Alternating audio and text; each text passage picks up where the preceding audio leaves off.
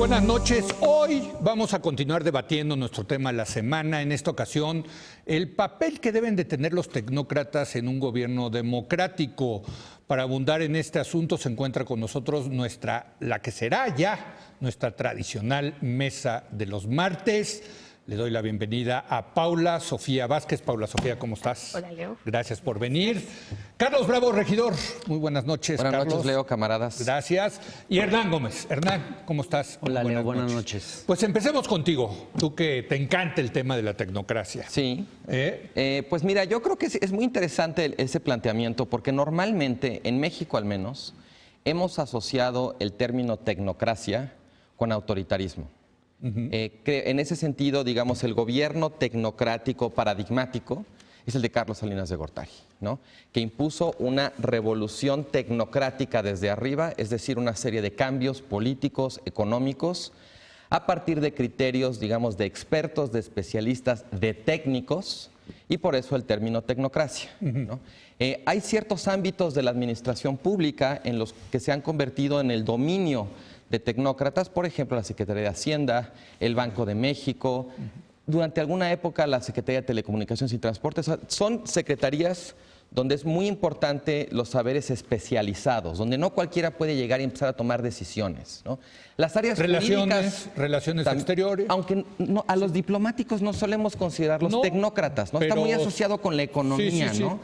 Pero bueno, yo creo que es una pregunta muy importante la que haces, porque normalmente las decisiones en una tecnocracia se justifican por razones de especialidad. Sí. Los expertos ya dijeron esto se hace.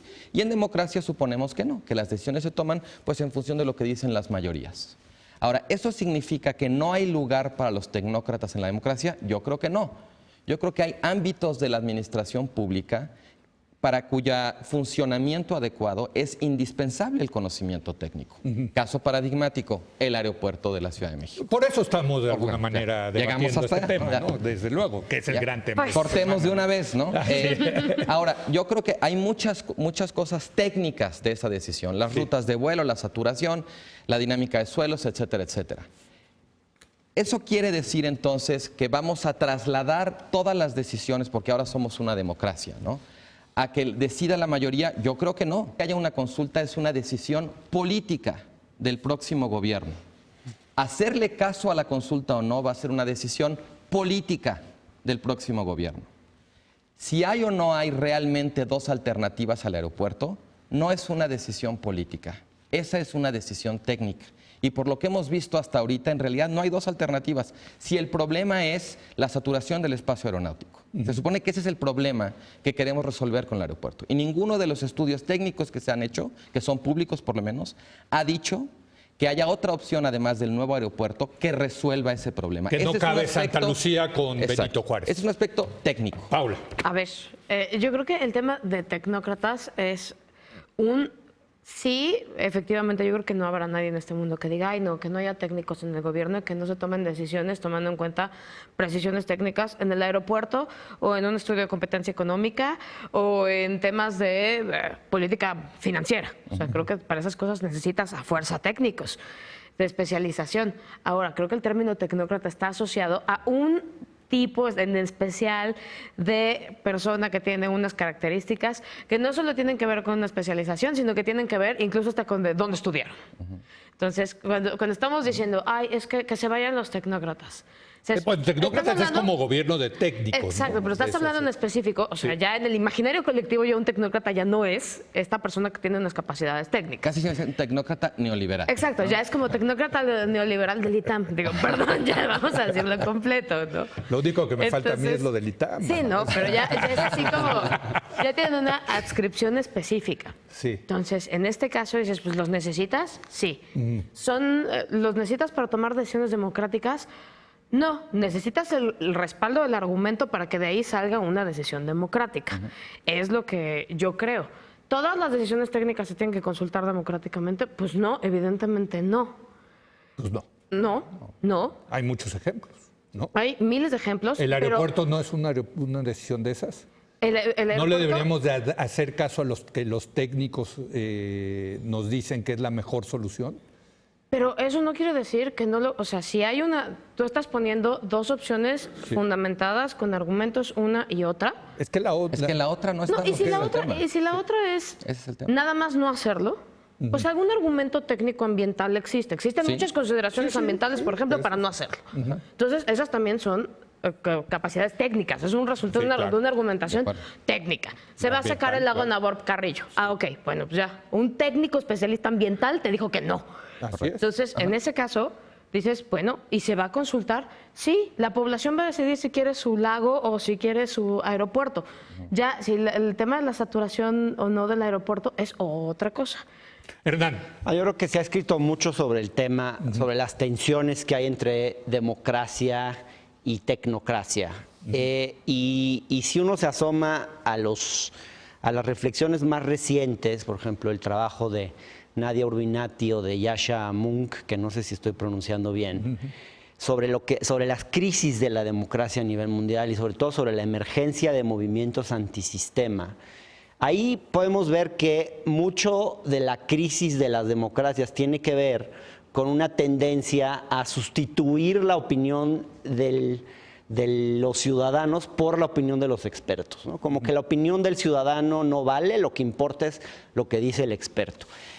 Y ahí, por ejemplo, Nadia Urbinati habla de lo que es la democracia impolítica o apolítica, no sé bien cómo se podría traducir, pero básicamente ella dice, bueno, una de las desviaciones de la democracia tiene que ver justamente con el gobierno de los expertos. El gobierno de los expertos es el gobierno donde los ciudadanos no saben y el que puede opinar es el que sabe, que es el técnico, ¿no? Que hay que diferenciar entre ser un experto y ser un tecnócrata, porque creo que el tecnócrata es el extremismo es llevar esta idea del experto. Es el técnico llevado a la política. Es endiosar al experto. Sí. Es como la razón del experto por encima de todo. El bien común que puede ser objetivado desde el conocimiento científico. Hay alguien que sabe cuál es el bien común. El bien común no se construye colectivamente, sino que hay un experto o un par de expertos que porque saben pueden de alguna manera decir esto es lo que es bueno, esto es lo que es malo. Y yo creo que hay en eso una gran trampa, porque me parece que una de las...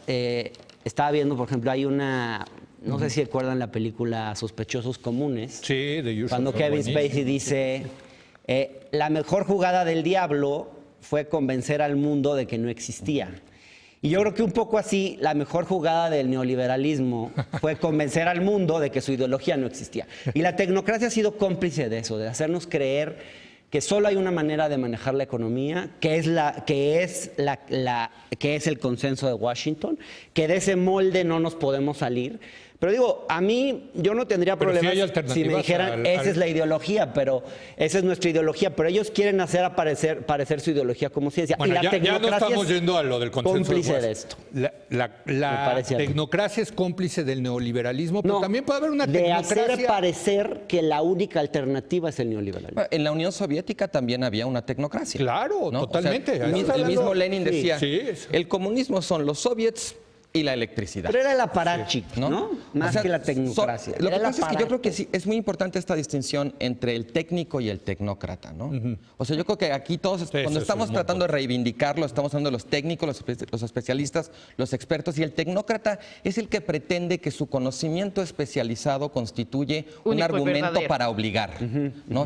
No me importa tu opinión, yo soy el que sabe, Claro. tú no, tú te callas y se hace esto. Eso es lo que creo Pero a ver, que nos referimos cuando hablamos de tecnócrata. En defensa de los tecnócratas, porque aparte pues yo me formé como tecnócrata, no estudié administración pública y lo que nos enseñaban es que cuando había un proyecto público tienes que pues calcular los costos, calcular los beneficios y decir, bueno, entre estos dos vamos a sacarlo del aeropuerto, entre Sí, pero la opción A del ¿te puedo aeropuerto tiene interrumpir, estos Leo? costos, Sí. ¿Te puedo estos interrumpir, beneficios, Leo? opción B, estos costos-beneficios, pues yo técnicamente puedo decir Pero que tú es tienes- mejor el proyecto A. Sí, pero ya tú- usted decida. Pero, Leo, tú tienes... O sea, sí hay manera de cuantificar Pero, eso. Leo, tú tienes una cualidad. Tú eres de las pocas personas que abiertamente en este país dice yo soy un neoliberal.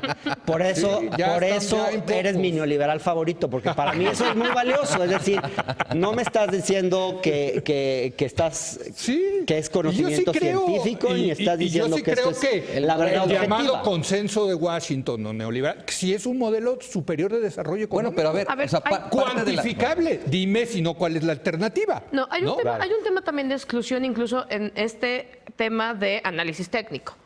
En el tema de análisis técnico y en la ponderación muy objetiva del análisis costo-beneficio, hay un montón de cosas que quedan excluidas. Queda excluida, por ejemplo, toda la ciencia que no es mainstream, todos los temas Por que no ejemplo. son mainstream.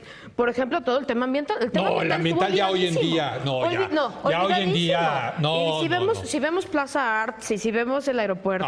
No, y pero si hoy en vemos día ya es- un montón de Mira, te temas voy a- en términos de desarrollo. La verdad, si vemos China, ¿cómo crece China? No, claro, voy a Puedes admitirte decir, una cosa. hay un Cuando yo argumento estudié- técnico que se deja de lado. Cuando yo estudié no era un tema, el tema ambiental. Hoy en día ya no hay manera de no cuantificar costos y beneficios sin el tema ambiental. Y ahí está Trump diciendo que se va a salir del Acuerdo de París y que En contra de lo que dicen los técnicos. no sirve. En contra de Pero- la evidencia científica de que Pero es se una sigue barbaridad. construyendo, pero se sigue construyendo. Ahorita Sí. si tú lo ves y dices, bueno, el argumento chance y el argumento de Santa Lucía y las pistas y la inviabilidad Sí. es otro tema. Pero el argumento técnico sólido en contra de construir el aeropuerto va más por el plan ambiental.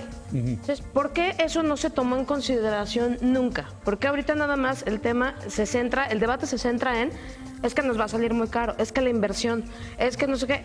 Se sigue dejando de lado el tema ambiental. También en el tema técnico yo creo que- hay una exclusión a ciertos puntos que no son A otros sexys, saberes, que no son otros sexys. saberes. Bueno, Sí. permítame, A mí me gustaría- tengo que hacer una pausa. Vale. Regresamos contigo si quieres. Regresamos un momento más. Estamos debatiendo el papel de los llamados tecnócratas en un gobierno democrático. Regresamos.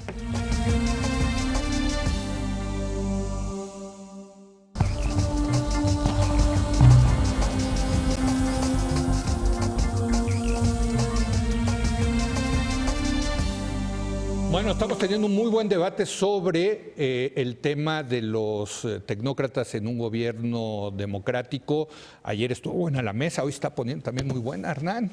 Yo quisiera presentar 5 puntos que me preocupan especialmente rápido, de la ¿eh? tecnocracia. Lo va a hacer muy rápido. Rápido, Una, 5 son muchos. problemas que veo en la tecnocracia. Uno, la tecnocracia excluye a través del lenguaje. O sea, esta idea de el tecnócrata siempre vuelve todo más complicado, lo enreda con palabras, lo hace más complicado para excluir y para ser él el que tome las decisiones. Perdón, muchas déjame veces. hacer un contrapunto a la casa. Déjame termino los 5. No, a ver, está el bien, uno por populista uno. hace lo mismo, También. pero en la manera contraria. Lo simplifica. Exacto. A través de la Puede ser, es puede el ser. O sea, pueblo, es el yo creo que pueblo. Muy buen tenemos punto. dos extremos. Ajá, sí, Uno sería la tecnocracia y el otro el populismo. populismo. Y lo que queremos es, bueno, ahí hay un continuum, ¿no? Ok. El segundo es, la tecnocracia es pésima, o ha sido pésima, por lo menos en México, para bajar políticas al territorio.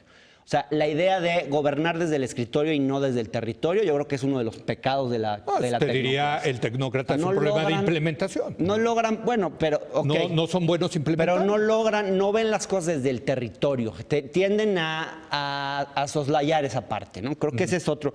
El otro es, yo creo que en política social se han equivocado particularmente. O sea, yo creo que si algo tuvo de positivo el gobierno de Salinas y fue la parte de política social, o sea, había un componente de mucha participación, las Solidaridad. comunidades participaban. Y eso fue de las cosas valiosas del gobierno de Salinas que yo creo que hay que recuperar. La política social tecnocrática de yo sé lo que tú necesitas, yo sé si tú eres pobre o tú Bueno, no eres hay, pobre, hay yo te doy técnicos, desde arriba.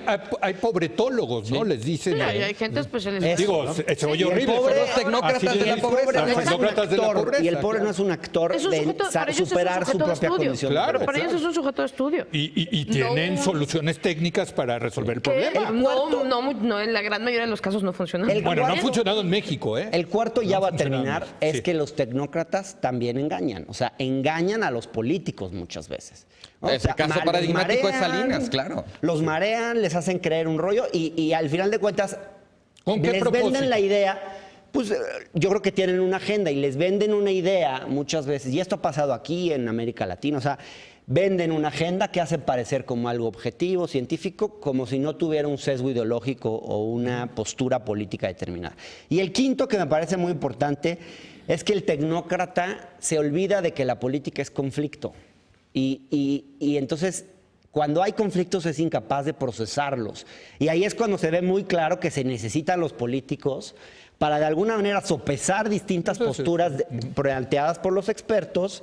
Y de alguna manera lo que se decía ayer, bueno, lo que decía López Portillo de yo hago la síntesis, bueno, esto no es el ejemplo Déjame más nada más feliz, decirte, pero... antes de pasarle a Paula, que yo que estudié políticas públicas, el tema de la factibilidad política de una política pública es parte del análisis y es medible. Muchos no lo hacen y ahí está el problema. No entienden los grupos que tienen afectaciones, que tienen motivos, que tienen intereses, qué hacer. Pero un verdadero técnico de las políticas públicas sí toma en cuenta la factibilidad. Lo que en inglés se llama la diferencia entre la policy y la politics, ¿no? Exactamente. Sí. A ver, Paula. Es que... Muchas cosas, ¿verdad? Sí. No, Hernán hace una gran síntesis. No, creo que uno de los problemas es, me centro nada más en el punto de, son muy malos comunicando y son, o sea, al final su capacidad deliberativa ha sido muy pobre. Es por qué terminan perdiendo y por qué estamos hablando de si democracia o técnica.